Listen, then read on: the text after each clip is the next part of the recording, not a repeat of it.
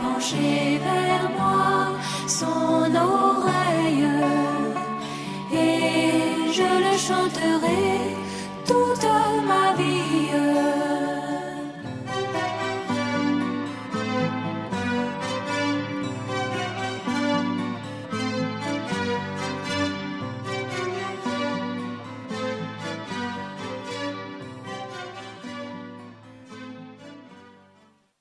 Bien, que Dieu soit loué, que son nom soit élevé, qu'il soit glorifié. Nous voulons dire merci à nos bien-aimés, parents de nos frères, parents des deux côtés, parents du frère Olivier, soyez les bienvenus, que Dieu vous bénisse, et parents de la sœur Gladys, que Dieu vous bénisse, soyez les bienvenus au milieu de nous. Nous sommes là pour nous préparer afin d'aller au ciel. Parce qu'en réalité, il y a un enlèvement qui se prépare pour l'Église. Peut-être d'autres ne le savent pas, mais nous le savons. C'est pourquoi nous nous préparons pour être enlevés. Et quand cet enlèvement va avoir lieu, c'est une fois à vie. C'est-à-dire que ça ne se recommence plus. Une fois l'enlèvement est fait, on ne viendra pas pour être réenlevé. Une fois c'est passé, c'est passé.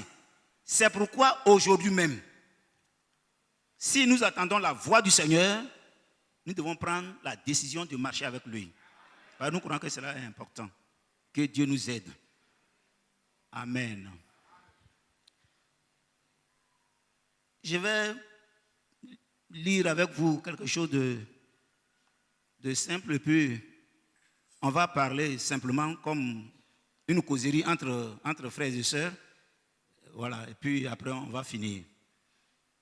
Mais avant cela, je vais donner un exemple de ce que nous allons méditer ensemble.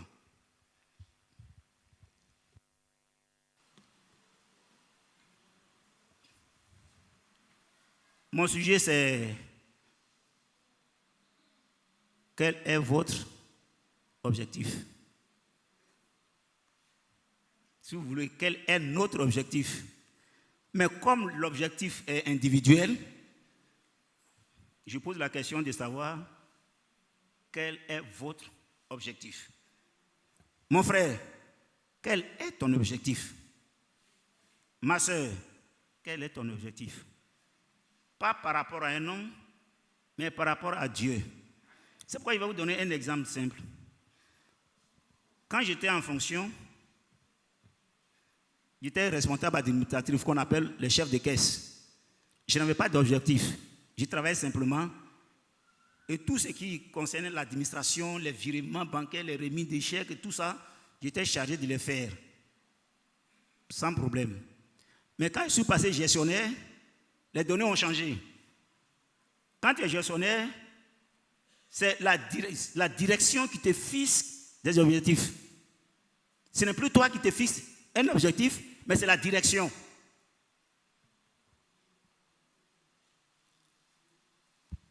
Amen. Et quand la direction te fixe ton objectif, tu dois l'atteindre. Si tu ne l'atteins pas, tu es un mauvais gestionnaire. Et quand je suis passé chef d'agence, c'est la même chose. La direction te fixe un objectif. On te dit par trimestre, tu dois ouvrir 50 comptes, ou tu dois ouvrir 20 comptes ou 100 comptes. Alors toi, tu regardes l'objectif qui t'a été fixé et puis tu te mets au travail. On t'a dit d'ouvrir 50 comptes, non? Si tu as réussi à ouvrir plus, tant mieux. Tu es félicité, tu es récompensé même. Si tu as eu simplement les 50, bon, c'est bien aussi, tu es félicité. Mais en dessous de 50, tu es blâmé. Est-ce que vous comprenez? Mais sachez bien, ce n'est pas toi qui te fixes l'objectif. Ce n'est pas ton chef d'agent qui te fixe l'objectif. Mais c'est la direction. Mais dans le domaine spirituel, frères et sœurs, dans le domaine spirituel, ce n'est pas le chrétien qui s'élève pour dire je vais faire ça. Mais Dieu lui-même te fixe un objectif. C'est ça que tu regardes et tu dois l'atteindre. Si tu ne l'atteins pas, mon ami, l'enlèvement là, tu ne vas pas partir aussi. Donc, comment dois-je faire pour atteindre cet objectif? La question est bien posée. Vous acceptez que vous devez vous fixer des objectifs, pas par rapport à Ali, pas par rapport à un frère qui est assis dans l'assemblée, mais par rapport à la parole de Dieu. C'est pourquoi lisons Deutéronome 30.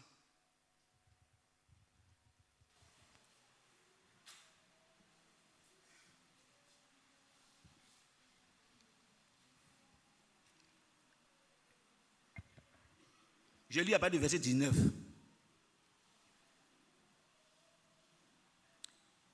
J'en prends aujourd'hui à témoin contre vous le ciel et la terre. J'ai mis devant toi la vie et la mort,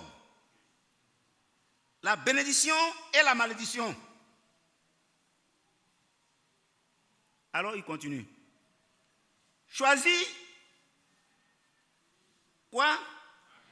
Alléluia. Donc choisis la vie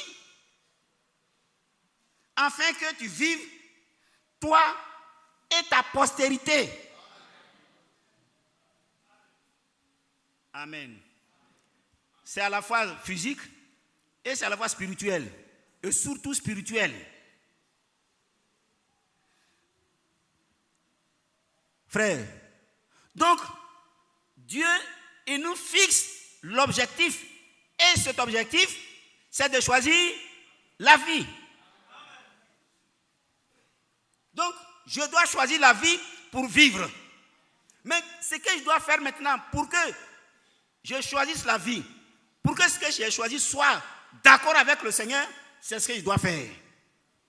Si tu agis contrairement à ça, c'est sûr que ton Dieu ne sera pas content. Et il ne va pas t'agréer. Tu fais quoi?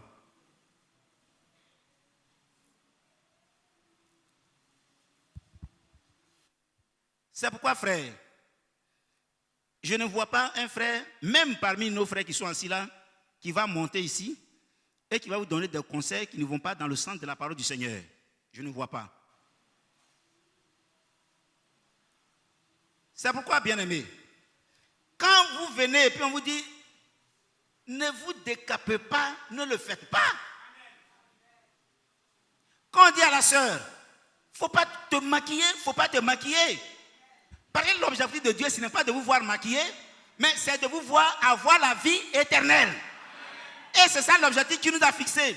Donc, si moi je viens et puis je donne des conseils, je dis, sœur, tu peux te maquiller, ça ne fait rien. Comme aujourd'hui, il y a des églises qui disent qu'on peut pratiquer l'homosexualité, c'est une façon d'adorer Dieu. Je dis, menteur. C'est pas correct. Dieu condamne l'homosexualité. Hier, nous avons insisté dessus. Aujourd'hui encore, j'en parle. Parce que ce n'est pas spirituel. Et tout ce que nous voyons, toi, ma soeur, toi, mon frère, Dieu t'a donné ton teint qui est ton teint. C'est ton teint, ce n'est pas pour quelqu'un d'autre. Dieu a regardé, il dit, toi, tu es bon pour être comme ça. Mon jeune frère qui est assis devant mon fils, il est albinos. Mais un matin, vous venez, puis vous le voyez, il est devenu tout noir. Que direz-vous? Un matin, vous le voyez tout noir. Frères et sœurs, que direz-vous? C'est pourquoi, mes sœurs, vous qui êtes de nature noire, restez noirs. Sœurs, vous qui êtes de nature claire, restez claires. Par les sœurs qui sont claires veulent devenir plus claires. C'est pas correct. Si tu as un objectif, tu ne dois pas te comporter ainsi. Parce que notre objectif, c'est d'avoir la vie éternelle. Or, la vie éternelle dit, reste naturelle. Je crois que je me fais comprendre. N'interprétez pas ce que je dis. Prenez ce que je dis. Je dis, tu es noir, reste noir. Tu es clair, reste clair. Il ne faut pas accentuer ton teint. Reste tel que Dieu t'a créé. Mon frère, toi qui portes des boucles, même si tu n'as pas percé ton oreille, tu caches ça dans ton sac. Et quand tu arrives sur la route de l'école, tu portes les boucles. Est-ce que Dieu t'a dit de porter les boucles? Alors, à quoi tu penses en portant tes boucles? C'est ainsi que tu vas aller au ciel? C'est ainsi que tu vas atteindre ce que le Seigneur a dit. Il dit, j'ai mis devant toi la vie et la mort, la bénédiction et la malédiction. Mais lui, il te conseille. Alléluia. Parce qu'il sait ce qui est derrière la vie. Il sait ce qui est derrière l'objectif. C'est la vie éternelle. Donc, je disais, si ta société t'a fixé un objectif, c'est de l'atteindre. En regardant minutieusement le travail à faire. Alors c'est toi maintenant, tu mets toutes les techniques nécessaires en place pour atteindre ton objectif. Ton chef ne viendra pas dire, voilà, si tu veux atteindre ton objectif, à ce moment, ce n'est pas la peine. Ce n'est pas la peine qu'il te fixe l'objectif. Mais lui, il t'a fixé l'objectif. Alors, ce que toi, tu dois faire pour l'atteindre, tu le fais. Alors, ce matin, pour que tu puisses entrer dans la vie éternelle, tu fais quoi?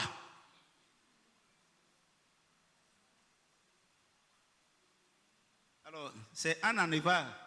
Comment on appelle ça là? C'est un enleveur tes cils pour les remplacer par les faux cils. Ça, c'est ton objectif, c'est ce que tu vas atteindre. C'est ton but, ça. C'est pourquoi tu es venu t'asseoir ici. Mon ami, prends tes bagages. Go out. Ta place n'est pas ici. Nous nous préparons pour être enlevés. Donc, il y a un travail minutieux à faire dans notre vie. C'est pourquoi la fois, qu'est-ce que nous avons lu? Je crois qu'on a lu Deutéronome 4. Qui tu te rappelles? Voilà, on a lu Deutéronome 4. Qui disait que quand on vous a rassemblé à Horeb là, tu n'as pas vu de figure. Tu as entendu la voix. Donc, il ne faut pas te faire des figurettes que tu mets dans ta maison et devant lesquelles tu te prosternes. Et ensuite, il dit, ni la lune, ni le soleil, Dieu les a créés pour nous éclairer. Il ne faut pas regarder la lune pour te prosterner. Il ne faut pas regarder le soleil pour te prosterner. Et j'ai dit de ne pas dire de non. Et il y a des gens qui le font. Donc aujourd'hui, mes amis, Dieu dit, il a fixé pour nous, c'est vrai, il nous a laissé le libre arbitre. C'est-à-dire chacun de nous est libre de choisir ce qu'il veut. Mais celui-là n'est pas Dieu. Ce que toi tu veux là, c'est ça que tu dois choisir. C'est pas ça qu'il a dit. Mais en qui te conseille? Voilà, pour nous aider. Il dit, ah, c'est vrai. Je vous ai dit ça, mais moi, je viens pour vous dire, il faut choisir la vie. Il te murmure ça à l'oreille, choisis la vie pour vivre. Alléluia. Vous savez, nos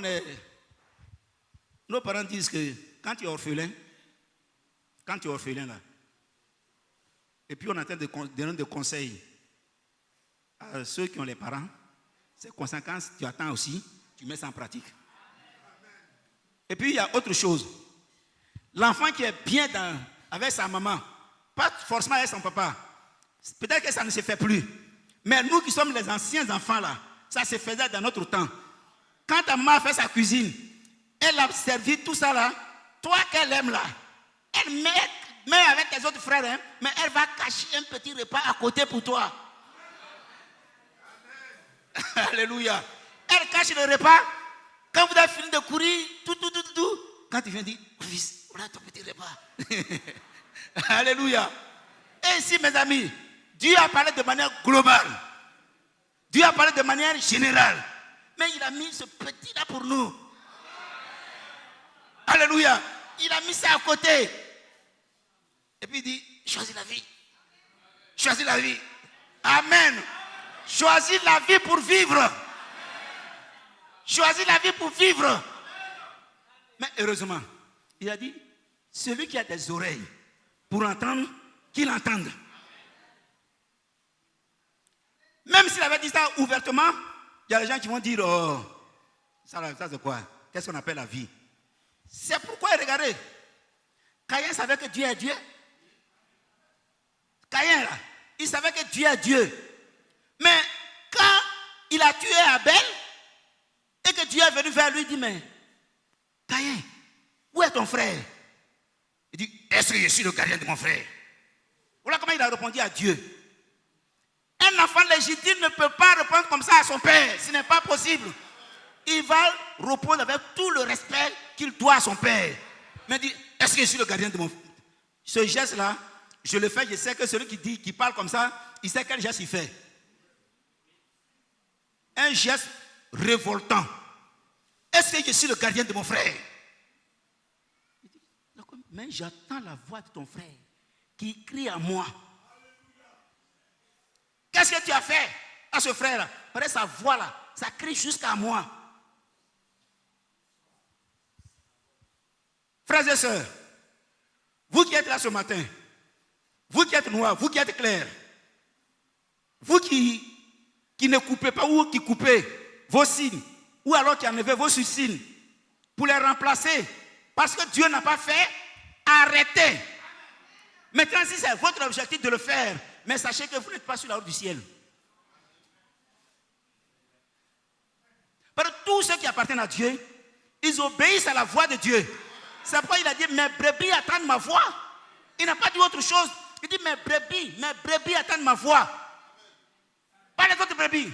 Les boucs, les taureaux et autres. Et tout ça là, c'est bien. Mais moi, mes brebis, ce sont mes brebis qui attendent ma voix. Si vous êtes une brebis qui appartient à Dieu, vous allez entendre la voix de Dieu et obéir à sa parole.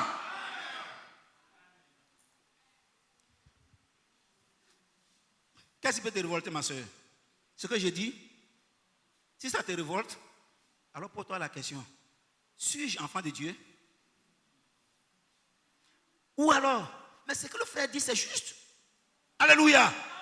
Ce que le frère est en train de dire là, mais c'est ça qui est la vérité. Voilà la voix d'un enfant de Dieu. En lui, il n'y a pas de révolte.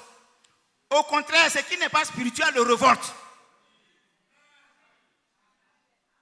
Ce qui n'est pas spirituel révolte l'enfant de Dieu. Quand tu t'habilles, et puis ta jupe, ou alors, il y a un petit habillement maintenant que les jeunes filles la portent, à peine elles font ça, qu'on voit leur slip. À peine elles déposent le pied et que tout est visible. Vous ne pouvez pas vous habiller décemment. Si vous êtes parmi ces femmes-là, qui portent ce genre de choses, pour révolter les enfants de Dieu, pareil, vous ne le faites pas pour les autres, hein? Vous les faites, pareil, vous voulez détruire les enfants de Dieu. Pareil, c'est eux qui sont opposés à ça. Les autres, là, ils sont contents, ça ne leur dit rien. Au contraire, ils vont chercher à bien se positionner pour voir. Mais l'enfant de Dieu est révolté dans son cœur à la vue de ces choses. Il n'est pas d'accord. Il n'est pas d'accord. Mes amis, les temps sont avancés, non? Tous les prédicateurs nous disent, nous sommes à la fin de la fin des temps. Mais bientôt, le Seigneur va se manifester. Alors c'est pourquoi je jette un coup d'œil sur mes frères. Je regarde mes frères. Et je dis, frère, que Dieu vous bénisse. Vous êtes impeccables. Vous êtes bien habillés. Je n'ai pas regardé tout le monde, hein, mais ce que je vois, ce que mes yeux voient, ça, je juge. Maintenant, si toi, dans ton cœur, tu sais que ton habillement n'est pas correct, il faut corriger ça. Avant qu'il ne soit trop tard, il faut corriger. Ma soeur, on a parlé comme ça. Ce n'est pas pour vous révolter. Ce n'est pas pour vous déranger. Mais c'est pour que nous puissions comprendre que nous sommes un peuple de Dieu. Et le peuple de Dieu a son comportement. Le peuple de Dieu sait comment il vit. Le peuple de Dieu sait comment il fait. Le peuple de Dieu n'est pas dans tout ce gros lot. C'est pourquoi il a dit petit troupeau. Je n'ai même pas commencé à lire ce que j'ai écrit. Hein. Mais je parle sous le sceau de l'inspiration. Alléluia. Alors le Seigneur dit petit troupeau. Est-ce qu'il a dit tout le troupeau? Mais un petit troupeau, votre Père a jugé bon de vous donner. Donc si vous faites partie de ce petit troupeau, vous devez écouter et pratiquer. Écouter et pratiquer. Mais ne pas se révolter dans son cœur. Par exemple, on se révolte facilement. Ah, lui aussi, il est venu, c'est ça qu'il va nous dire. On a déjà entendu, c'est vrai. Badi en parle, Isaac en parle, Mathias en parle. Les frères qui sont assis là, ils en parlent. Et votre serviteur en parle. Sachez-le bien.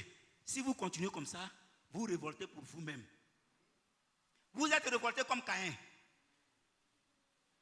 Vous êtes révolté comme Caïn. Mais nous ne voulons pas nous révolter comme Caïn. Regardez cette chose là. Le diable a voulu faire. Tout juste après la mort d'Abel, vous savez ce qui s'est passé? Il n'y a plus d'adoration. Il n'y a plus d'adoration. Donc lui, il voulait tout faire pour qu'il n'y ait plus d'adoration sur la terre. Jusqu'à ce que Enoch soit né. Enoch. Seth a eu Enoch. Et c'est à partir d'Enoch que l'adoration a repris. Essayez de revoir ça s'il vous plaît.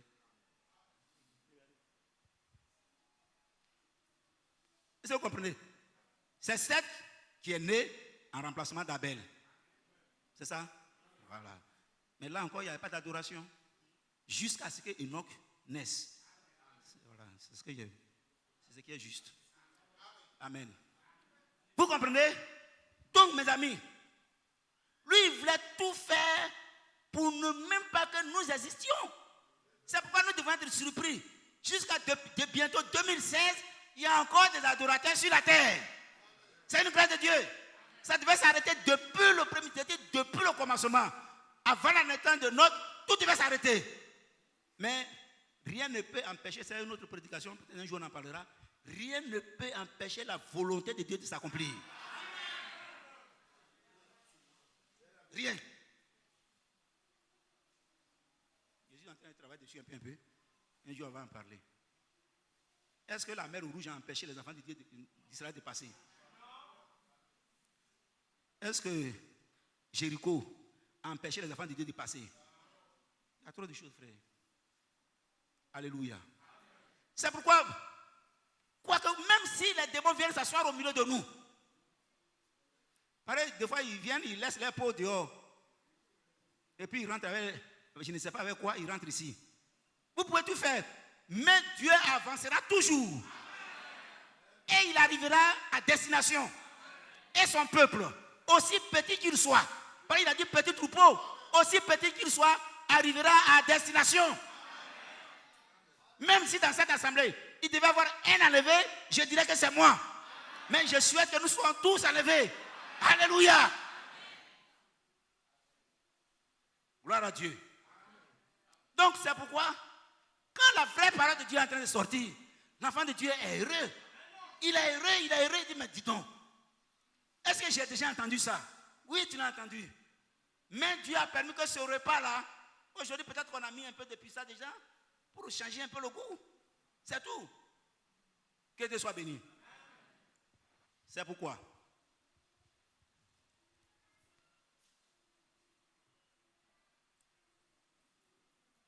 On a lu Deutéronome 30. Ok. 19 à chaîne. Prenons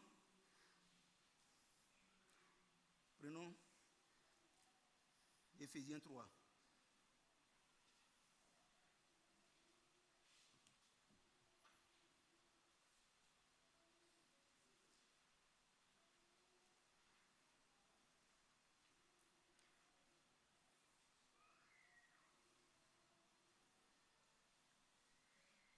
Excusez-moi, ce n'est pas Éphésiens, c'est Philippiens. Excusez-moi. Philippiens 3.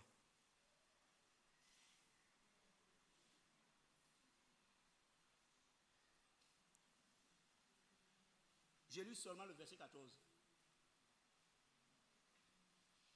Philippiens 3, le verset 14. Je cours vers le but pour remporter le prix de la vocation céleste de Dieu en Jésus-Christ. Amen. Quel but? Tu cours vers quel but? Qui se rappelle de notre sujet? Oui? Quel est? Il dit, je cours vers mon objectif. En d'autres termes, je cours vers le but. Le but m'était fixé. C'est vers ça que je cours. Vous retenez ça? Vous le comprenez? Mais pourquoi vous voulez que quelqu'un se lève et puis commence à courir? Il se lève et puis commence à courir. Ou alors je suis là, puis je me fais toutes les peines sur la terre sans objectif. Quel est votre objectif? Frère, quel est ton objectif? Sœur, quel est ton objectif? Dieu lui nous a fixé l'objectif final. Alors à nous de rentrer dans cet objectif. À nous de pouvoir, comment? Réussir. Vous comprenez? Et notre objectif, accomplir notre mission, notre devoir, notre travail. Quand ton chef t'a fixé l'objectif, c'est de l'atteindre. Si tu ne l'atteins pas, tu as échoué. Ici, l'objectif que Dieu nous a fixé, c'est la vie éternelle. Et il continue pour dire, 1 Corinthiens 9,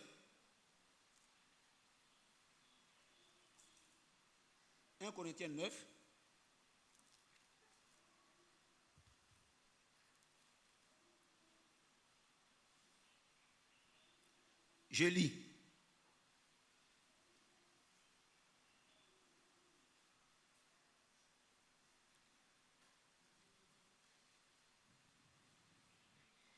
Gloire à Dieu.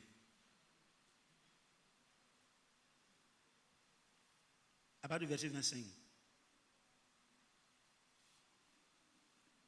Je peux lire. Tous ceux qui combattent s'imposent toute espèce d'abstinence. Et ils le font pour obtenir une couronne corruptible.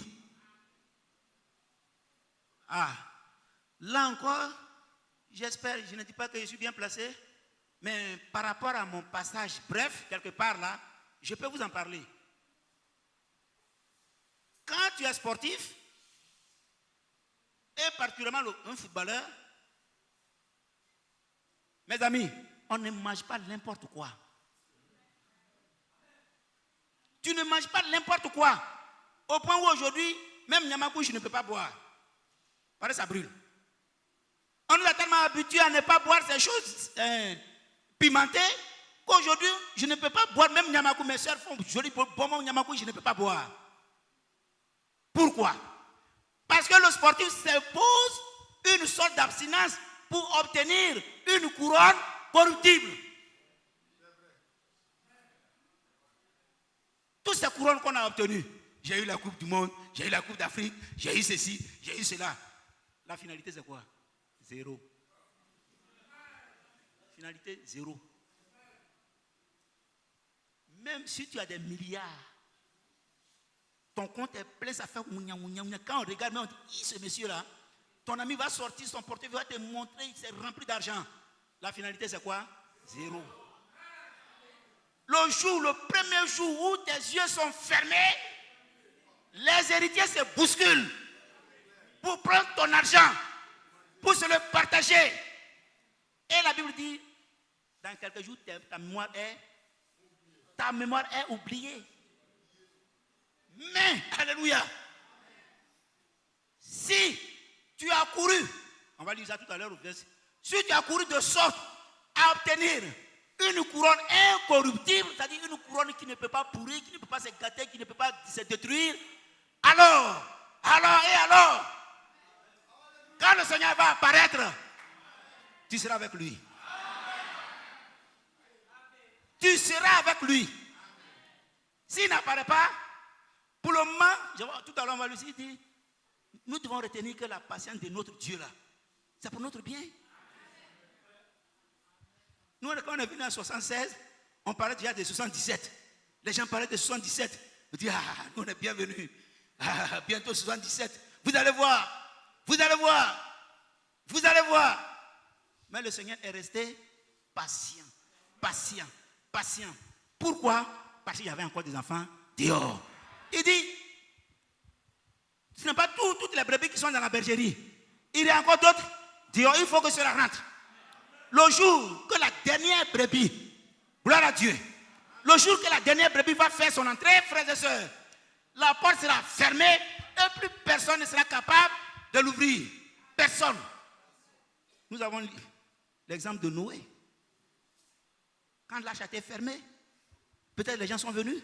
Ils ont commencé, Noé, Noé Yaki, Noé Tike, Noé Yonga, Noé Maou, Noé Minyama, Nyama, Noé Yi, Minyama Bra, Yaki, c'est un mouke Otikanoa. Alléluia. Noé dit, mes amis, Anangama Watiya Nouan. L'Éternel Dieu a fermé la porte. L'Éternel Dieu a fermé la porte. C'est maintenant que cette porte est ouverte. Mes amis, saisissez l'occasion. Pendant que nous sommes en train de parler, saisissons l'occasion pour sauter et rentrer dans l'arche avant qu'il ne soit trop tard. Alors, il dit, tous ceux qui courent dans le stade, alléluia, tous ceux qui combattent s'imposent toute espèce d'abstinence et ils le font pour obtenir une couronne corruptible. Mais nous, faisons-le pour une couronne incorruptible. Cette couronne qui nous conduit dans la vie éternelle. Alléluia. Donc moi, l'apôtre Paul maintenant, il va s'indexer. Il va dire, faites comme moi. Gloire à Dieu. Faites comme moi, ce que vous me voyez faire là. Parce que lui, il regarde à Christ. Et nous regardons à Paul. Vous voyez? Et nous avançons avec lui. Alors, donc moi, gloire à Dieu. Laissez-moi mon micro. Moi donc, je cours, non pas comme à l'aventure. Je frappe, non pas comme battant l'air. Mais, je traite durement mon corps. Et je le tiens assujetti. De peur d'être moi-même rejeté après avoir prêché aux autres. Gloire à Dieu. Pourquoi un serviteur de Dieu, de la trame de Paul, il pouvait faire tout ce qu'il veut. Mais il dit, je traite durement mon corps. Ma soeur, comment tu traites ton corps pour ne pas te rejeter dans les derniers jours et que tu ne sois au dehors où il y aura plein de graissements dedans? Comment tu traites ton corps? Frère, comment tu traites ton corps? Paul lui dit, je traite durement mon corps. Lui, Paul, ça va lui? Ça va Paul? Le messager du premier âge? Ça va lui? Il dit, il traite durement son corps. Toi qui es venu avant-hier, comment tu traites ton corps? Si tu ne le traites pas conformément à la parole, on ne te dit pas de prendre du feu ou le couteau pour te blesser. Ça ne sert à rien. Traiter durement son corps, c'est d'être conforme à la parole de Dieu. Si tu es conforme à la parole de Dieu, mon frère, tu vas voir, même tes parents vont te rejeter. Même tes amis vont te rejeter. Ce n'a pas été facile pour nous. Est-ce que j'en parle encore? Ce n'a pas été facile. Pour quelqu'un qui est dans le milieu sportif, on est ici, on est là, on va ici, on est là, et puis un matin, boum, il arrête. Mais Ali, je ne suis plus au milieu de vous. Ils sont devenus les dieux maintenant. Les voici. C'est les grands footballeurs, les grands serviteurs de Dieu. Ils ne peuvent plus boire, ils ne peuvent plus faire ceci, ils ne peuvent plus faire cela. Oui, je ne peux plus boire. Parce que l'Esprit du Seigneur est sur moi. Et celui qui ne veut plus que je boive, c'est lui. Frère, quelle puissance moi j'ai pour lutter contre la boisson? Quelle force j'ai pour ne pas boire? Quelle force j'ai pour ne pas fumer? Quelle force j'ai pour ne pas courir après les femmes? Oui, c'est femme. Quelle force j'ai? Si l'Esprit de Dieu n'est pas là pour te guider, tu ne peux rien faire. Alors l'Esprit descend sur toi. Il dit, il t'a mis à part pour que tu marches comme les autres que j'ai choisis. Et tu vas voir, vous savez, parmi nous, ceux qui sont, quand on est venu nouvellement à la foi, frère, il y a de grandes choses qui sont passées dans notre vie. Hein. De grandes choses aujourd'hui même. On se demande pourquoi, on ne les voit plus. De grandes choses. Moi, j'étais couché là, puis je vois mon époux qui a voyagé. Elle devait effectuer un autre voyage, et puis je vois l'itinéraire, comment les choses se passaient jusqu'à ce que le véhicule, le numéro, tout ça me soit donné. Et quand je lui ai dit, elle dit, j'étais là, elle dit non. Quelqu'un m'a dit non. L'Éternel était présent par son esprit pour me guider. Un jour, c'est vrai, parler beaucoup, on n'aime pas ça. Toujours, c'est toi qui rends témoin. Toujours, c'est toi qui rends témoin. Ferme-toi un peu. La maison dans laquelle je suis aujourd'hui, j'ai perdu ma clé, ça faisait des années. Donc, quand mes petits frères sont là, il n'y avait pas de problème. Ils ouvrent la porte, puis le matin, je m'en vais. Mais un jour, je me réveille, tout le monde n'était pas, tout le monde a voyagé. Comment je vais faire? J'ai dit, Seigneur, aujourd'hui, c'est aujourd'hui. Alléluia. Aujourd'hui, c'est aujourd'hui. Je m'en vais me laver rapidement. Je viendrai me mettre à genoux, Seigneur, devant la porte. Quand je vais prier, ça va s'ouvrir, puis je vais passer. Et le Seigneur me dit, et si la porte ne s'ouvre pas? J'ai dit, mais frère, effectivement, si j'agis comme ça, c'est comment on appelle ça? Le fanatisme. C'est le fanatisme. Si la porte ne s'ouvre pas, je vais faire comment? Il dit, mais demande. Frère, il m'a dit, demande. Alléluia. Et j'ai fini de me laver, j'ai tout fini. J'ai dit, bon, maintenant, je vais me nettoyer. Vous savez, en son temps, hein, les cheveux là, c'est pas blanc comme ça. Hein. Quand je me suis mis devant le miroir pour m'arranger un peu, frère, la clé qui est perdue depuis des années, entre le buffet et le mur, j'ai retrouvé la clé. Le trousseau de clés. Frère, j'arrête de tomber à la renverse. Frère, ça c'est vie. J'étais vraiment dépassé. J'ai dit, mais ça, c'est pas possible. J'ai commencé à pleurer. Calme-toi, ça ne fait que commencer. Alléluia. Donc, l'apôtre Paul dit, je traite durement mon corps. Traiter durement son corps, ce n'était pas de plaire à un frère, de plaire à une soeur, mais c'était de marcher selon les Écritures. Parce qu'au début, il ne marchait pas selon les Écritures. Et quand tu ne marches pas selon les Écritures, tu peux faire tout ce que tu veux. Comme aujourd'hui, ceux qui ne marchent pas selon les Écritures, ils vont marcher selon leurs livres. Selon leurs livres. Où on va te dire, oui, vous savez, les homosexuels, eux aussi, c'est leur manière d'adorer Dieu. Sur le fond, ce n'est pas mauvais. Hein? Donc c'est Dieu qui ment. Vous comprenez? Si vous voyez ça, fuyez. Ce n'est pas la voix de Dieu. C'est Satan qui est en train de vous murmurer ça à l'oreille. Fuyez. Quelqu'un m'a dit, mais frère, mais qu'est-ce que ça fait aujourd'hui? Toutes les filles s'habillent avec ces mini-jupes. Mais ça fait quoi? Oui. Comment? C'est sa liberté, elle est libre de faire. Nous disons, enfants de Dieu, vous n'avez pas cette liberté. C'est pourquoi en marchant, quand vos yeux ont vu, une fois j'ai fait une mise au point ici, qu'est-ce que j'ai dit? Comment? Voir et regarder. Voilà, je disais voir et regarder, il y a une différence. Tu as vu, tu n'as pas regardé, tu n'as pas péché. Mais si tu as vu, que tu as regardé, alors tu as péché. Alléluia. Vous avez vu? Détournez vos regards. Alléluia. Détournez vos regards, le Seigneur vous aidera. Ne faites plus un clin d'œil. Ce clin d'œil ne vient pas de Dieu. Je traite durement mon corps. La parole me dit de faire ça, c'est ce que je fais. Je ferai tout pour ne pas dépasser, même si je n'ai pas fini, je ferai tout pour ne pas dépasser midi. Et puis je ne reviens plus dessus. Amen. Alors il dit, je traite durement mon corps et je le tiens assujetti de peur d'être moi-même rejeté après avoir prêché aux autres.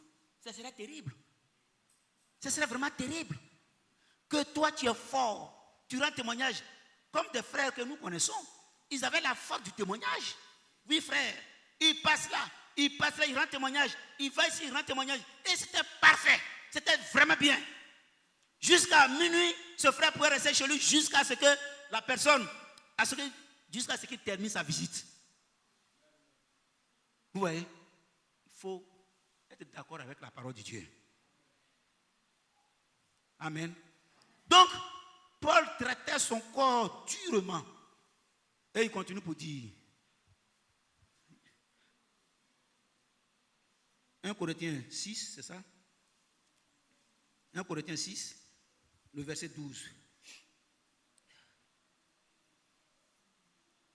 Ah.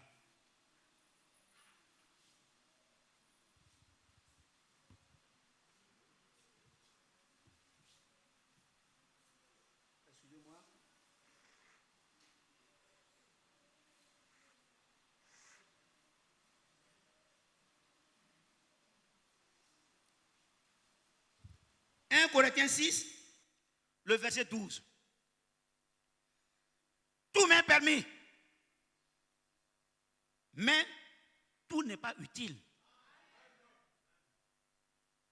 Tout m'est permis, mais je ne me laisserai assujettir par quoi que ce soit. Amen. Tout m'est permis. Il n'a pas dit quelque chose, mais il dit tout. Tout m'est permis. C'est-à-dire, il peut faire, il est libre. Il est libre de faire ce qu'il veut. Mais aujourd'hui, étant devenu prisonnier de Christ, il n'est plus bon pour lui de faire tout ce qu'il veut. C'est pourquoi c'est vrai que tout m'est permis, mais je ne me laisserai pas assujettir par quoi que ce soit. C'est-à-dire, je ne serai pas esclave. Quelqu'un qui est assujetti, c'est un esclave. Tu peux être assujetti à tes propres pensées. Tu peux être assujetti à ton propre désir, à ton propre comportement. Mais il dit, je ne me laisserai pas assujettir par quoi que ce soit, bien que tout me soit permis. Alléluia. Sœur, est-ce que tu n'es pas libre d'enlever tes cils, tes soucis et tout ça? Est-ce que tu n'es pas libre? Il y a des pays où les gens percent leur, comment on appelle ça, leur joue. Et deux fois, d'autres, ils percent leur langue pour bloquer, pour ne pas parler. Mais tu n'as pas parlé, tu n'as pas pensé aussi. Non, c'est vrai. Tu ne parles pas, est-ce que tu ne penses pas aussi? C'est pourquoi, excusez-moi mes amis, vous qui portez le voile, comment on appelle ça? Pour fermer votre visage là. Burqa. Tu as fermé ton visage et ton cœur.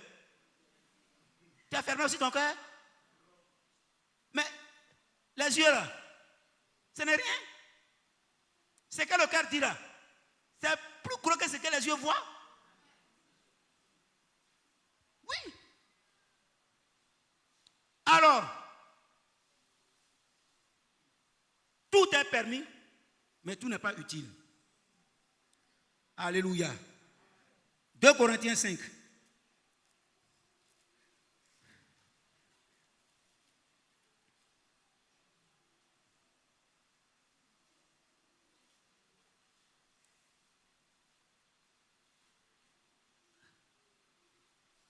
Amen.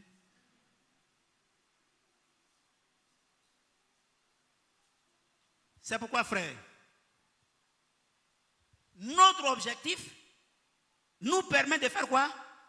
De rentrer en Christ. Si effectivement, tu as un objectif, c'est-à-dire l'objectif, c'est que le bateau de Jésus-Christ est arrêté au quai. Toi, tu dois faire des pas. Alléluia. Alléluia.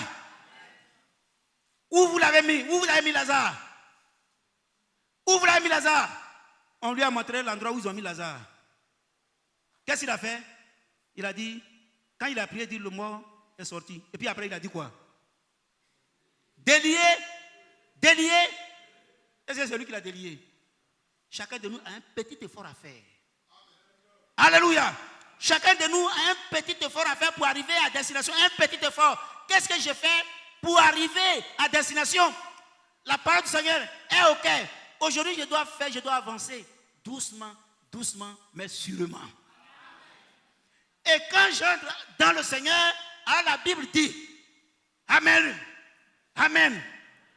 la Bible dit, 1 Corinthiens 5, le verset 17, il dit ceci, si quelqu'un est en Christ, il a une nouvelle création.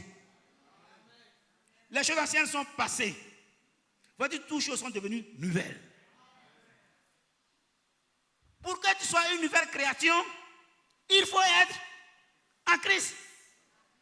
Si tu n'es pas en Christ, tu as encore ta vieille nature qui te suit partout et qui te fait la guerre. Qui te tourmente. Il y a des gens qui sont venus qui n'ont pas pu entrer en Christ. On connaît aujourd'hui la situation. Ils ont tout simplement fait demi-tour. Ils sont ressortis. Pourquoi? Parce qu'ils sont arrivés à la porte et puis ils ont fait demi-tour. Mais si tu es entré en Christ, la Bible dit que tu as une nouvelle création. Tu as une nouvelle créature. Toutes choses anciennes sont passées. Tout est devenu nouveau pour toi. Même ta façon de voir, ta façon de t'habiller, ta façon de parler, ta façon de réfléchir, ta façon d'agir, tout est devenu nouveau. Alléluia. Alléluia. Je ne sais pas. Il y a un jeune frère ce matin qui nous a vus. Nous avons causé avec lui. Moi, j'ai été compatissant. Ses parents sont catholiques. Ses parents sont catholiques. Si vous voulez, tout ce que vous voulez, ils le sont. Donc, ils ont l'air réunis à la maison. Et quand ils sont en train de prier, je vous salue Marie, pleine de grâce, le Seigneur est avec toi. Il dit, ça là, c'est comme une panthère qui est cachée quelque part. Il dit, moi ça là, je n'écoute pas. Donc, il ne se joint pas à eux. Et ses parents lui ont dit, comme tu ne veux pas prier avec nous, à partir d'aujourd'hui, tu fais ton chemin à part. Si ça se tenait là, c'est un pauvre étudiant. On dit à partir d'aujourd'hui, on ne paie plus on va payer tes études, mais ton transport pour aller dans ton église qui n'a pas de nom là, tu vas te débrouiller. Jusqu'à ce que tu commences à travailler, que tu sois indépendant. Sa grand-mère lui dit, qui est venue aussi s'ajouter aux autres. Elle a envenimé la situation. Comme lui, il a son Dieu à part et qu'il ne veut pas se joindre à vous, ne vous occupez pas de lui. On dit, l'Éternel qu'il adore est capable de s'occuper de lui. L'Éternel qu'il adore est capable de s'occuper de lui. Et il s'occupera de lui. Que Dieu soit béni. Donc, celui que notre Dieu a choisi, vous connaissez ce que j'aime? Vous connaissez ça, non? Il y a un passage que j'aime tant.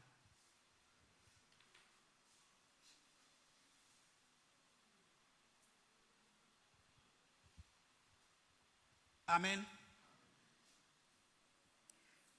Celui que notre Seigneur Jésus a choisi, voilà ce qu'il veut faire de lui. Frères et sœurs, on ne nous a pas choisis au hasard. On ne nous a pas choisis pour nous laisser en chemin. On ne nous a pas choisis pour que nous soyons à la portée de tout le monde.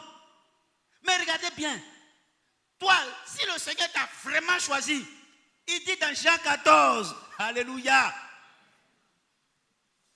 que votre cœur ne se trouve point. Croyez en Dieu, croyez en moi. Ça, ce verset-là, frère, quand je dors, je me réveille, ça y est là. Croyez en Dieu, croyez en moi. Il y a plusieurs demeures dans la maison de mon Père. Si cela n'était pas, je vous l'aurais dit. Je vais vous préparer une place. Je vais vous préparer une place. Vous savez cette place-là? C'est où ça? C'est dans le ciel. Frère, vous avez beaucoup d'argent, vous pouvez vous construire des villas ici. Aujourd'hui, tout le monde, le Rivera Palmeret, Rivera Palmeret, même Cocody est devenu autre chose. Cocody, on n'en veut plus. Rivera Palmeret, si j'ai demandé aux frères, je ne le fais pas. Hein. Vous qui habitez Rivera Palmeret, vous avez combien? Les doigts vont se lever. Et ceux qui habitent Yopougon? Vous comprenez? C'est le quartier UP. C'est le grand quartier. Et tout le monde vient habiter la Riviera Palmeret. Frère, je vais avoir l'argent et aller acheter ma maison aussi.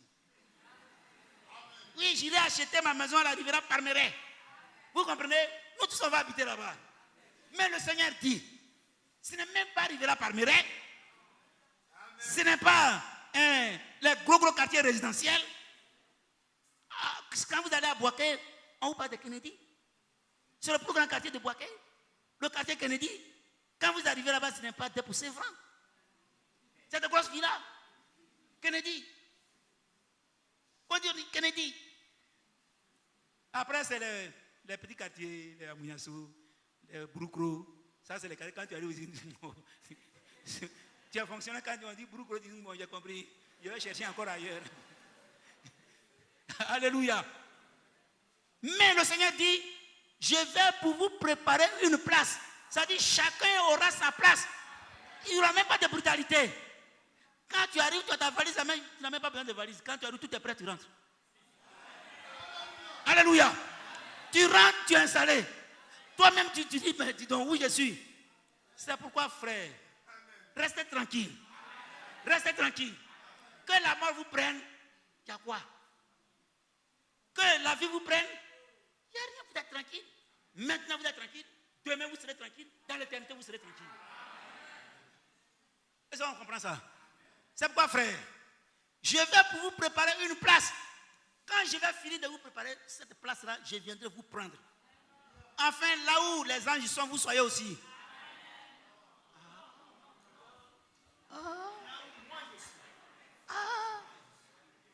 Afin que là où les anges sont, vous soyez aussi. Afin que là où je suis, vous soyez aussi. Alléluia. Pardon, les anges ne disent pas qu'ils sont. Les gens sont les envoyés de Dieu. Est-ce que vous comprenez? Mais là où lui-même est là, c'est là que moi je veux être. C'est lui qui a fait la promesse. Et il va l'exécuter. Mais avant tout, il faut que j'atteigne mon objectif. Frère, quand vous avez atteint l'objectif, on vous félicite. Deux fois on dit, on vous a demandé d'ouvrir peut-être 30 ou 50 comptes. Mais celui qui a ouvert plus, on fait quoi? On augmente ton salaire. Alléluia. On augmente ton salaire. Tu es heureux. Et puis tu passes maintenant à tes camarades. Lui, il a atteint son objectif. On a augmenté son salaire. Ou on te change de catégorie. Tu deviens super. Vous comprenez? C'est ça. Alors si tu atteins ton objectif, je mets devant toi la vie. Je mets devant toi la mort. Et il dit, mon petit, j'ai dit ça, hein, mais choisis la vie pour vivre. Et alors, tu sautes sur cette vie. Et pour vivre, ce n'est pas sur la terre, ce n'est pas ailleurs, mais c'est dans le ciel où le Seigneur lui-même, il va te faire une villa.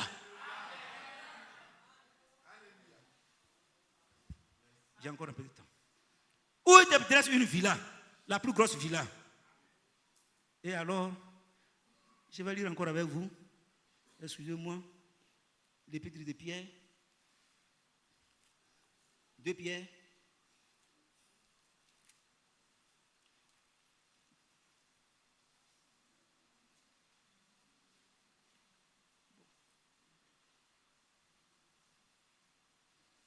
Il dit, à partir du verset 12. Ce verset-là aussi, que je suis en train de lire avec vous, pour moi, c'est un verset très important. Vers les années 80, 82, nous sommes allés à une convention. On était là, et puis la voix me dit, va intervenir. C'était pour la première fois, je ne savais pas que dire, qu'est-ce que faire. C'est là que ce verset m'a été donné, ce chapitre-là. 2 Pierre 3, à partir du verset 12. C'est là que j'ai commencé un jour. Que Dieu soit loué. Et alors, je lis à partir du verset 12. Tandis que vous attendez et attendez l'avènement du jour de Dieu, à cause duquel les cieux enflammés se dissoudront et les éléments embrasés se fondront. Mais nous attendons, selon sa promesse, des nouveaux cieux et une nouvelle terre où la justice habitera. Donc, mes amis, ne croyez pas que vous allez faire n'importe quoi et puis aller habiter là-bas. Ce n'est pas possible. C'est la justice qui habitera ce lieu. C'est pourquoi, bien-aimés, en attendant ces choses, appliquez-vous à être trouvé par lui sans tache et irrépréhensible dans la paix. Est-ce que vous avez compris? Quand on dit sans tache, mes amis, peut-être que même ce vêtement que je porte, il peut avoir des taches. Mais lui dit sans tache, ni ride. Et puis, vous ne devez pas être repris. Vous comprenez? C'est important. Mais comment je fais alors? Réfère-toi à la parole qui t'enseigne ce que tu dois faire pour être irrépréhensible, pour être sans tache, pour être sans ride. La Bible. Si vous conformez à la Bible, certainement vous serez ainsi.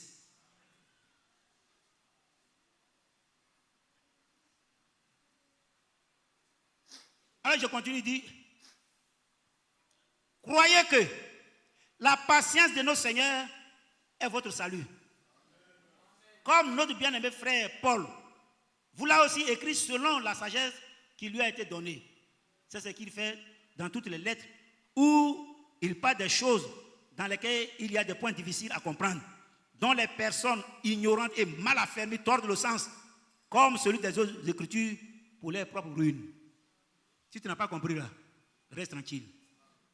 Au lieu de prendre et puis de tordre le sens, ça devient grave.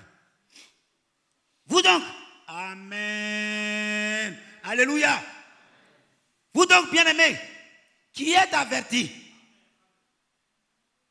mettez-vous sur vos gardes, de peur qu'entraînés par l'égarement des impies, vous ne veniez à déchoir de votre fermeté. Heureusement, il y a des frères qui sont encore fermes. Quand tu mets à gauche, que ce n'est pas ça, il dit frère, c'est pas ça. Hein? Vous pouvez causer avec des soeurs. Quand vous avez dit quelque chose qui n'est pas ça, il dit frère, ce que tu as dit là, c'est pas ça. Hein? Alléluia. Elles ne vont pas t'enseigner, mais elles vont te dire ce que tu as dit là, c'est faux.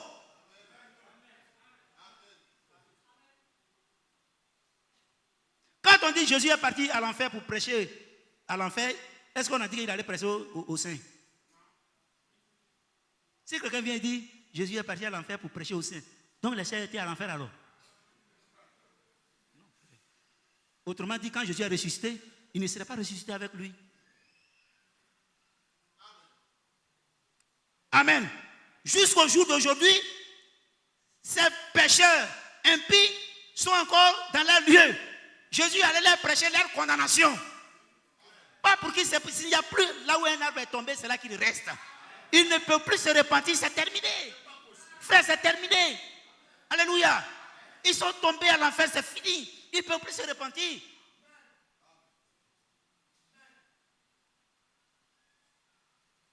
Va prêcher à la soeur, elle va te dire la vérité. Va prêcher au frère, il va te dire la vérité. Que Jésus, là, il n'est pas allé prêcher à l'enfer pour que les pécheurs là reviennent à la vie. Ou comment ils vont faire? C'est fini. Il y a fini, il n'y a plus de relation, c'est terminé. Leur condamnation a été prononcée. Frère, on est d'accord? Que Dieu te bénisse. Alors, on peut encore avancer un peu. Donc, je vais jeter un coup d'œil avec vous sur ce qui nous attend. Tout à l'heure, il dit, il va aller nous faire des villas. On sera avec lui dans le paradis. Bon, on va jeter un coup d'œil sur ça. Prenez Apocalypse 21.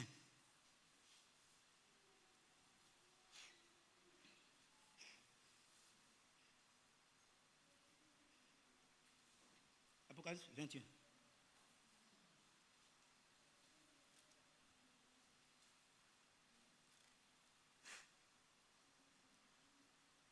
Puis je vis un nouveau ciel et une nouvelle terre. Alléluia. Car le premier ciel et la première terre avaient disparu. Et la mer n'était plus. Et je vis descendre du ciel, d'auprès de Dieu, la ville sainte, la nouvelle Jérusalem, préparée comme une épouse qui s'est préparée pour son époux. Et j'ai entendu du trône une forte voix qui disait, voici le tabernacle de Dieu avec les hommes. Il habitera avec eux. Ils seront son peuple. Et Dieu lui-même sera avec eux. Frère, on ne sera pas avec un ange, avec quelqu'un d'autre, mais on sera avec l'Éternel lui-même. Est-ce que ce n'est pas grand? Est-ce que nous pouvons rater une telle occasion? Non, faisons tout. Alors il dit, il essuiera toute larme de leurs yeux et la mort ne sera plus. Frère, là-bas, oh Dieu, tu es merveilleux. Les cimetières vont dire pardon, on ne veut plus exister. Il n'y aura plus de cimetières, c'est fini. Les cimetières vont disparaître. Vous savez ça? Sur cette nouvelle terre, il n'y aura plus de cimetières. Frère, amen. Vous savez, quelqu'un qui est là et puis il a vécu 50, 60 ans, 70 ans, 80 ans, mon temps arrive. Mais quand nous serons avec notre Dieu, alléluia, on dit la mort ne sera plus. S'il n'y a plus de mort, il n'y a plus de cimetière. Nous serons les gens les plus heureux. Oh Dieu, est-ce que vous voyez comment c'est beau? Nous serons avec lui. C'est merveilleux. Que Dieu soit béni. Plutôt loué. Je continue un peu. Et puis il dit, il n'y aura plus ni deuil. Oh, les nombreux funérailles. Toujours, on dépense sur quelqu'un quand il est mort plus que quand il vit. Même quand tu as un parent qui est malade, tu dis, bon, ce que je vais faire, peut-être il ne va pas vivre. Donc je vais commencer à mettre de l'argent déjà de côté pour sa funérailles. Soigne-le d'abord, mais gloire soit rendue à Dieu. Où nous partons, frères, il n'y aura plus de deuil. Le deuil aura disparu. Alléluia. Plus de deuil. Plus de funérailles. Et il y a des gens, ils attendent les funérailles pour se faire voir. Oui, frère. Ils attendent les funérailles. On a des camarades, c'est aux funérailles. Quand les billets de 10 000, là, ils annoncent au moins 100 000 comme ça. Fa. Grotto. Ils attendent les funérailles pour se faire voir. Il serait même préférable, quand le type est mort, de faire simplement quelque chose de simple pour l'enterrer. Mais espérant retrouver cette personne dans le ciel. On sera ensemble. Et ce sera la grâce de Dieu. Que Dieu soit béni. Je continue un peu. Et combien?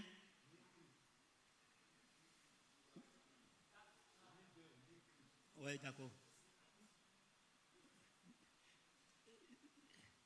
Ni deuil, ni cri, ni douleur, car les premières choses ont disparu. Amen. Et celui qui était assis sur le trône me dit, voici, j'ai fait toutes choses nouvelles.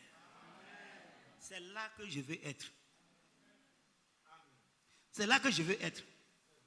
C'est pourquoi, frère, prenons certainement un passage que je tiens à lire avec vous.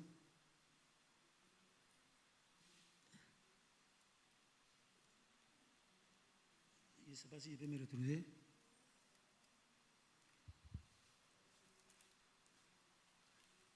Prenez ça avec moi. Esther 2. Esther, le chapitre 2.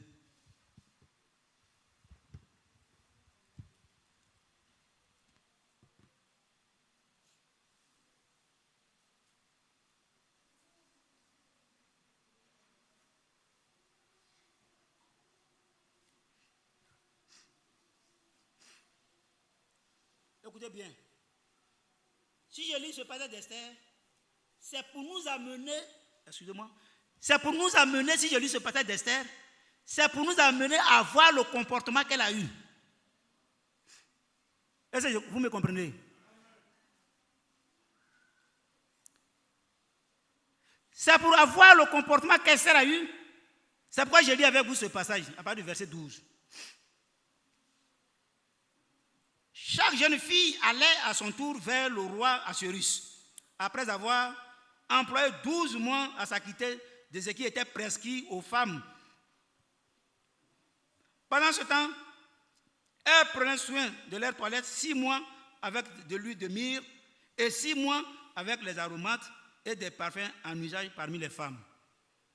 Qui a donné ces huiles-là? Qui a donné ça? Vous comprenez? Elles ne sont pas venues avec leur huile. Pendant 6 mois, ça fait 12 mois de toilette. 12 mois de toilette. Même si vous êtes fort et que vous dites, mon époux, aujourd'hui, là, frère, excusez-moi, presque toutes les pommades là rendent claires. Si vous vous renseignez, et pour vous trouver une pommade qui ne rend pas claire, que vous attachez à votre épouse, qui aime devenir claire, vous n'avez pas coup de poing à la maison. Parce qu'elle veut devenir claire. Toi, ton teint noir et ça brille. Pour moi, là, c'est un teint noir mais terne. Alors, je vais rendre ça un peu clair. Tu vois quoi? Tu vois, mon frère? Je vais rendre ça un peu clair. Mais quand moi, je suis allé te marier, tu étais noir. Ma soeur reste noire. Ici, pendant 12 mois, elles vont faire des toilettes. Je continue. C'est ainsi que chaque jeune fille allait vers le roi. Écoutez bien ce qui suit. Et quand elle passait de la maison des femmes dans la maison du roi, on lui laissait prendre avec elle tout ce qu'elle voulait. Est-ce que vous avez compris? Bien aimé, regardez bien. Esther, comme toutes les autres filles, quand elles ont fini leur toilette de 12 mois, on leur permettait maintenant de passer de leur maison à la maison dans la chambre chez le roi. Elles doivent aller maintenant chez le roi. Mais en partant chez le roi, alléluia, on dit, mesdemoiselles, regardez tout ce que vous voyez. Tout, je n'ai pas dit un peu, mais tout ce que vous voyez, vous êtes libre de prendre. Est-ce que vous comprenez même? Admettons, frère, que ce soit vous, sœur, que ce soit vous. On dit, vous êtes libre de prendre tout ce que vous voyez avant d'aller chez le roi. Il y a les saucissons, il y a les voitures, il y a les grandes marques, les parfums Azaro, les Aviator, tous ces grands parfums alignés. Et tu as ton gros sac, on dit, mets tout ce que tu veux, prends. On ne t'arrête pas. Le roi a donné l'ordre, vas-y. Comme aujourd'hui encore, bien-aimés, nous sommes en train de partir dans la maison du roi, qui nous oblige à ne pas prendre ce que nous voulons. Qui nous oblige? Nous sommes libres de prendre ce que nous voulons. Tu es libre. Tu es libre de faire ce que tu veux. C'est ça le plus important. Tu es libre de faire ce que tu veux. Amen. Mais vous allez voir, elle avait un objectif.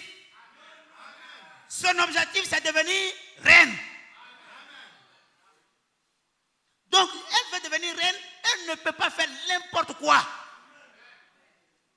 Elle ne peut pas agir comme elle veut. Alléluia.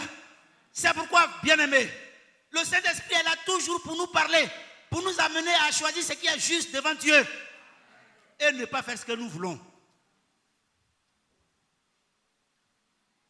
Oui, je suis graciste, je suis libre de faire ce que je veux. Non, frère. Un chrétien n'est pas libre de faire ce qu'il veut. S'il est vraiment converti, je dis bien, quelqu'un qui est converti, une sœur qui est convertie, un frère qui est converti, ne peut pas faire ce qu'il veut. Il reste dans le tempo de sa conversion. Pour cela, je vais vous prendre un exemple simple. Ça, c'est quoi? C'est quoi? C'est quoi? Mon ami, ça va boire, hein? Je suis sur la chair, puis toi tu me dis c'est boire. Samuel, fais attention. Ça, ce n'est pas la chair. Ce n'est pas une table. C'est pas vrai? C'est ça, non? Mais avant d'être table là, c'est quoi? C'est du bois. Ce bois était transformé. Donc ce bois était converti pour qu'il soit désormais appelé chair. C'est après la conversion qu'on appelle ça chair. Mais avant, il est du bois. Donc, pour que vous soyez chrétien, il faut que vous soyez converti. Aussi longtemps que vous n'êtes pas converti, vous êtes un poulet mouillé.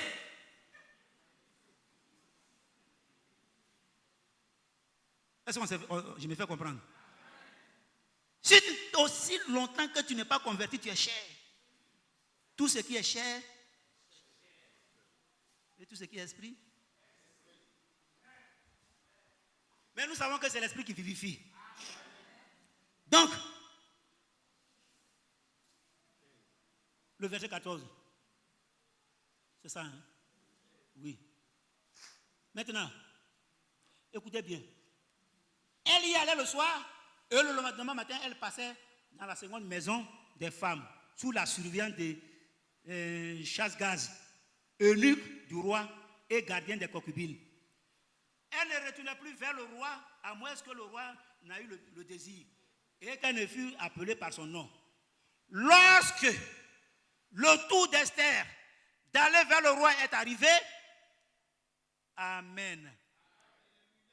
Esther, fille d'Abicaël, oncle de Mardoché, qu'il avait adopté pour fille, ne demanda que ce qui fut désigné par Hégaï, eunuque du roi et gardien des femmes.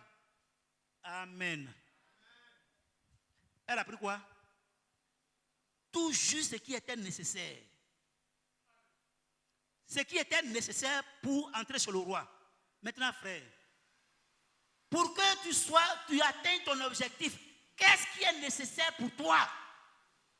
Sœur, qu'est-ce qui est nécessaire pour toi? Pour que tu puisses être accordé, pour que tu puisses être accepté par le roi, pour que tu puisses être accepté par le Seigneur, qu'est-ce qui est nécessaire pour toi, mon frère? Qu'est-ce qui est nécessaire? Chez Esther, tout ce que son oncle, sous la surveillance de Hégaï, qui joue le rôle du Saint-Esprit, tout ce que celui-ci a demandé, c'est ça qu'elle a pris. Donc, elle ne s'est pas emballée avec tout ce qu'elle pouvait prendre. Les bijoux, les gna-gna-gna, les gna, puis les sacs. Elle met ici, elle met à gauche, elle met à droite, elle met à gauche, elle met à droite. C'est qu'elle peut mettre dans la joue, elle met. Et puis elle commence à croquer. Bois. On lui demande c'est quoi? Tu mets quoi? Je mets un bonbon. D'accord, bonbon là c'est bien pour la santé. Bois. Ma soeur, tu es éliminé. Mon frère, tu es éliminé. Mais tu es là, tendu. Alléluia. Tendu. Mais tu veux quoi? Mon regard est fixé vers le but. Je veux être reine. Et je serai reine. Elle est restée tranquille. Amen. Et dans sa tranquillité, amen.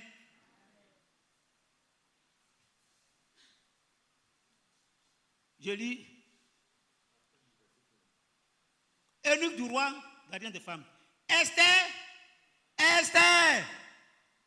trouvait grâce aux yeux de ceux qui la voyaient. Est-ce que c'était aux yeux du roi seulement? Non. Même avant qu'elle ne soit acceptée par le roi, tous ceux qui la voyaient étaient d'accord. Alléluia. Tous ceux qui voyaient Esther étaient tous d'avis que celle-là, elle doit être retenue. Bien mes frères, quand le Seigneur te regarde, passe d'abord lui.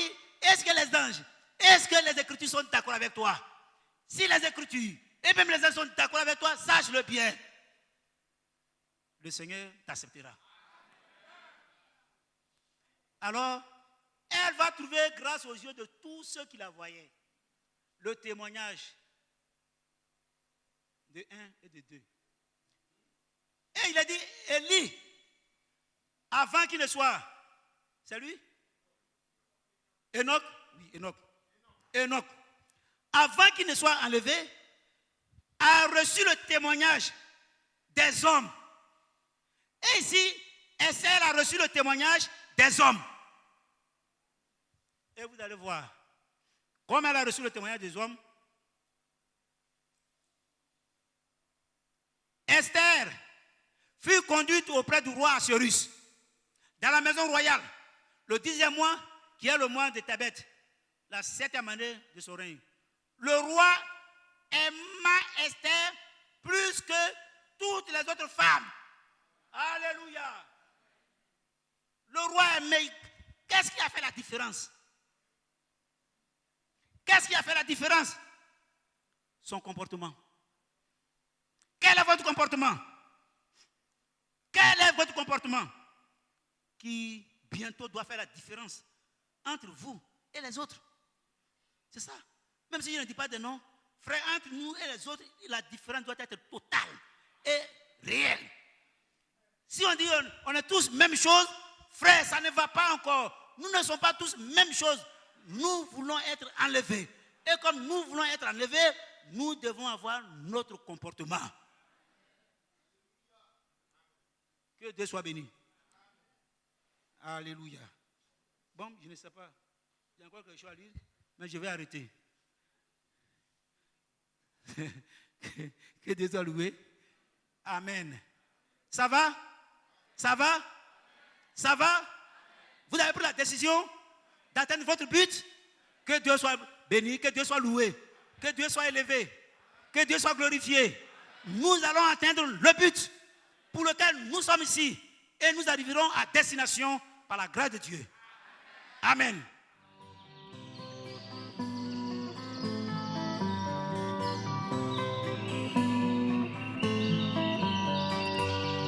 J'aime l'Éternel, car il entend ma voix. Il a penché vers moi son oreille, et je le chanterai toute